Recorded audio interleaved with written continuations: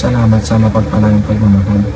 Welcome to our 365 daily devotion. Ako po si Alexander Gomez from Batch 3. At ang topic po na tatalakayan natin ngayon ay expose or be exposed. Ngayon po ang ating pag-aaralan ay tungkol sa 2 Samuel chapter 11. At buksan po natin ang ating puso't isip sa magandang salita ng Diyos. Sinasabi dito sa verse na, one evening, David got up from his bed and walked around on the roof of the palace. On the roof, he saw a woman bathing. The woman was very beautiful, and David sent someone to find out about her.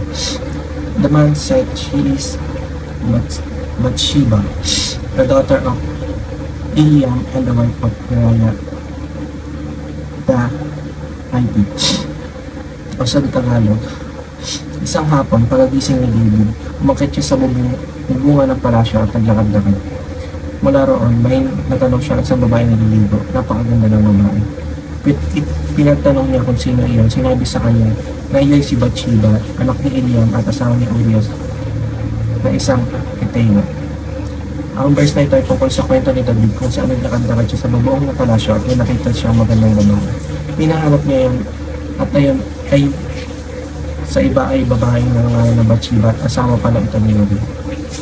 Teaching number 1, idleness leads to evil. Ibig sabihin ng idleness is katamaran.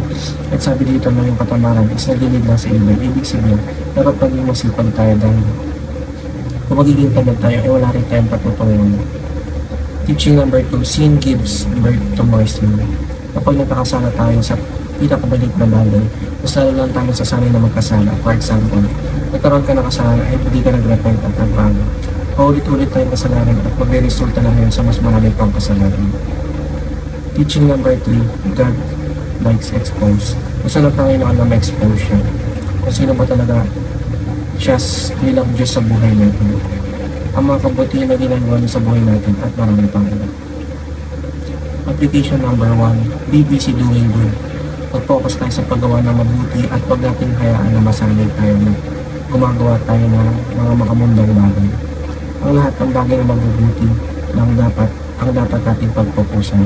May mga bagay na may patuturan at halaga sa buhay ng bawat isa sa atin. Application number 2, do not be a hypocrite. Huwag tayo maging hipokrito na kung saan ay tumataliwas tayo sa mga sinasabi natin. Kapag nagbitaw tayo ng salita, i-make sure natin na kaya natin ito pa rin o kapag sinabi natin sa Diyos na mahal natin siya at ano tayo sumunod sa Kanya. Dapat makikita yan sa buhay natin. Application number 3, expose or be exposed. Dalawa lang yan expose mo ang mga maling nakikita mo sa paligid o ang Diyos na nasa langit ang mag-expose siya sa mga kasalanan mo. Kasi maging consider kaya dapat magkaroon tayo ng prinsipyo. Yun lamang po ang aking devotion. Maraming salamat po.